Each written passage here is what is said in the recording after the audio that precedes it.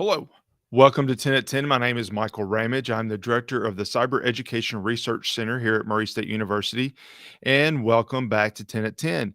10 at 10 is brought to you through a partnership between Murray State University, Grow West, the Technology Council of West Kentucky, KY Innovation, and our local partners, Sprocket Innovation in Paducah and the Kentucky Innovation Station in Madisonville.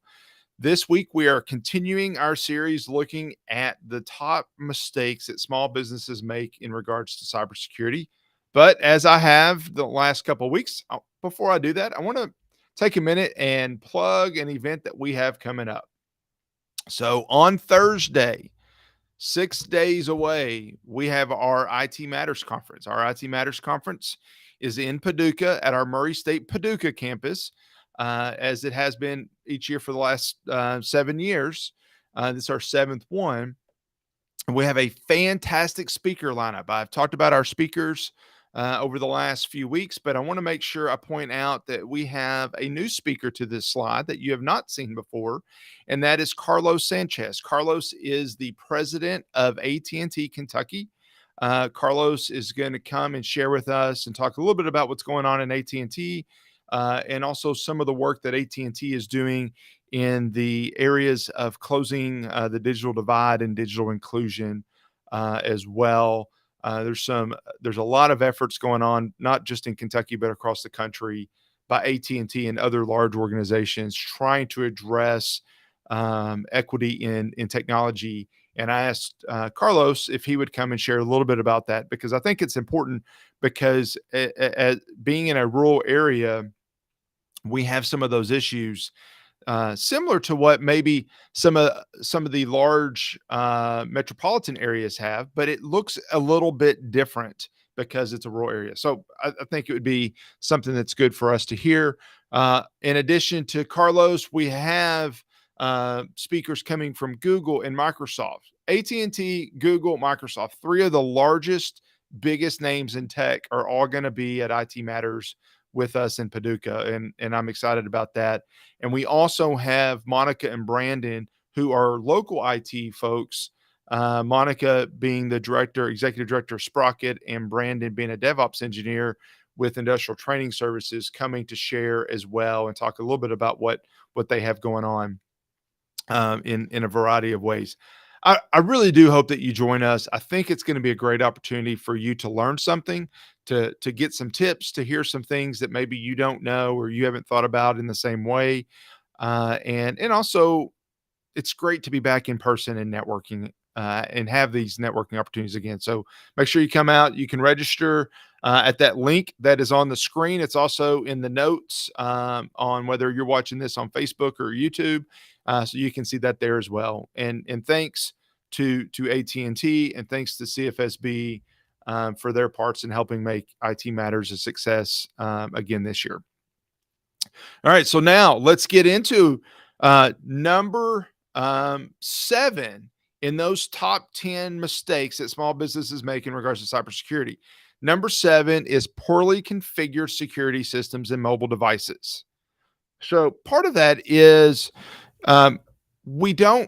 so many small businesses don't have the knowledge, as we talked about last week, or understanding of what is the proper configuration of the system. What should the system look like? What should be the proper configuration? And because of that, there are so many attacks that happen because we have those misconfigurations that threat actors can take advantage of. We have weak credentials that are often exploited. We have websites that are misconfigured. We don't use best practices in coding. There are so many different things that are basic that we could do, that we could add, that we could change, and those basic things have the potential of protecting us in significant ways. So one of the things that we need to do is to have a baseline. Actually, let me add another mistake. We don't test our backups. So we assume that everything's going well and we're backing up our systems, but in reality, those systems may not be backed up. So what is recommended is that we actually set up a baseline.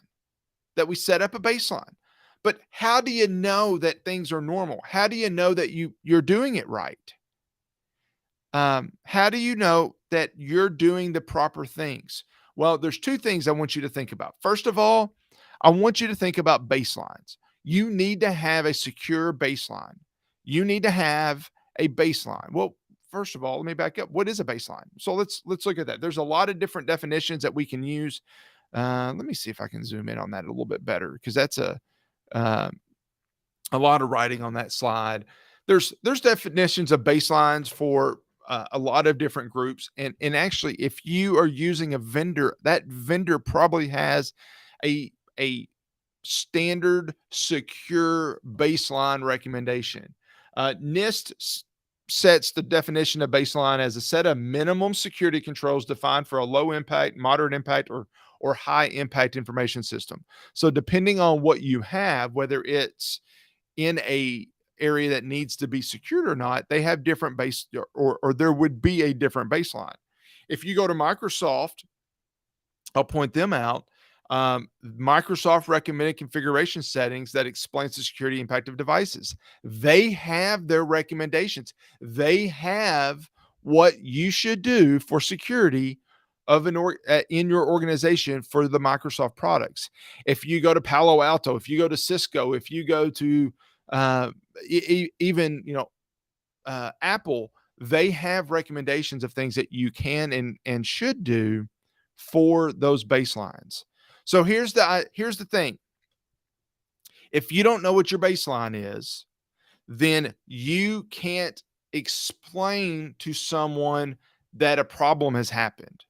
Part of why these configuration problems occur or these issues occur with small businesses is that they do not know what normal is. They do not know, and when I say they, I may be talking about you. You don't know what normal looks like. So if you don't know what normal looks like, then how do you know something is not configured properly? That's a challenge.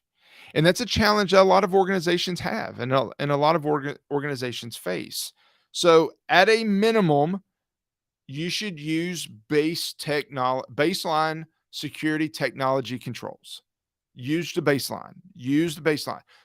So how do you, if you don't know this, if you don't know that it's not baseline, if you can't tell whether it's right or wrong, how do you do this? Well, that's a good question. And so there are actually a lot of organizations that can help you. How do you move forward? Where do you go to for help? There's a couple of things that I might recommend, and there's actually a whole lot more than this that we could talk about. The answer is a little complicated on how do you move forward. The answer is there are some standard things that you can look at. CIS controls. There are a number of controls that there's 18 on the screen and there's sub controls of each of those areas that CIS, which is a national organization that looks at security areas, has recommendations of things that you should do in your organization as best practices, as those standard baseline checklist items. These are best practices. Um, uh, OWASP has a list of the top vulnerabilities, the top concerns. If you're doing web application development, then they have the top 10. They update it. You can see how they updated it from 2017 on the screen to 2021. They're always updating that, but it's the top 10 web application API risk. So make sure that you're addressing those. NIST has a cybersecurity framework. We've talked about that before. Make sure you're using that. There is a secure software development lifecycle. If your organization is developing software, make sure you're following that. There's a number of these best practices that you can follow that if you follow these are going to give you a more secure baseline than what you have today. Now, beyond this, if you're in the HIPAA world, then there's going to be some HIPAA best practices. If you're in the financial services world, then there's some, whether it's PCI DSS, whether it's FFIC, whatever the organizations are that need to look at your work, there are things that they are recommended. So what my recommendation is today for you is to look at those best practices, to help use those best practices to create your baseline for security. With that, then you're going to put yourself in a better position to be secure. Now, I'll tell you what we didn't talk about today, and it was the second half of that statement, is mobile devices. So I don't want to discount that, and maybe in the coming weeks or months when we finish this cycle, we'll go back to mobile devices and talk about some of the things that you can do or should do to secure your mobile device and as a corporate, your mobile device network. So anyway, I hope that you found this helpful. It is really important that we do some of these things. It really is important that we take a look at some of these security controls and make sure that we're doing what we need to do to keep our organizations safe. And part of that is starting with best practices, and part of that is creating a baseline. Hope to see you next week in Paducah at IT Matters, and I will see you back here next Friday. Thank you. Bye.